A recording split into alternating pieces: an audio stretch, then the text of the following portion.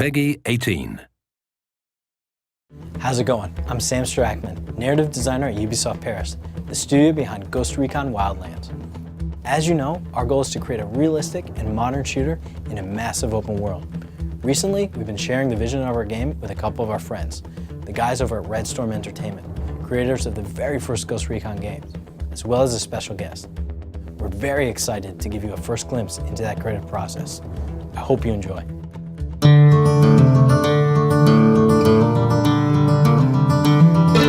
Ghost Recon was, we had just worked on Rainbow Six, Rogue Spirit sequel, and wanted to do something a little different. Take it wide open into a big world and see what you could do in those wide open spaces. We wanted to show players what it would be like to be a covert American warfighter at the tip of the spear in the modern battlefield. It's not run and gun.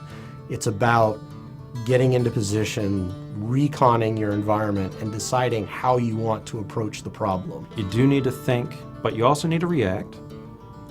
And for me, that's where the excitement comes in. It is the ideal shooter. One of the philosophies with authenticity in the Tom Clancy games is to learn what's real and then extrapolate from that to make the best game experience possible. We want gear and equipment to be correct. We want tactics to be correct. We want enemy reactions to be reasonable. We want the environments to look real. We have access to so many experts, people who are in the field, and they're here to tell us their stories. So we've always had a really broad range of people that we could draw upon. The list is long, because again, because we are authentic, we are appreciated by a lot in the military that do this, and so they like to help to make sure we continue to get it right. Over the past several years at Ubisoft Paris, we've done a tremendous amount of research to create a coherent and authentic world. Our starting point was the Tom Clancy universe, but we also worked with a number of experts on drug cartels, like drug enforcement officers, who introduced us to some real-life smugglers. We did training exercises with guys in special operations and special forces. We spent time exploring Bolivia.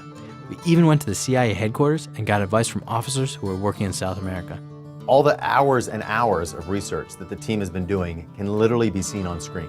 Bolivia in Ghost Recon Wildlands feels like a living, breathing place. At Ubisoft Paris, our goal is to maintain the authenticity of the universe while bringing new elements to Ghost Recon. A living, breathing, open world. Vehicles for land, air, and water. 4-player co-op with a hot join feature. A non-linear progression so that every player is creating their own unique experience. It's very true to the core principles of Ghost Recon. At the same time, it's just a fantastic expansion. I'm actually very impressed with what I saw looking at a version of the game.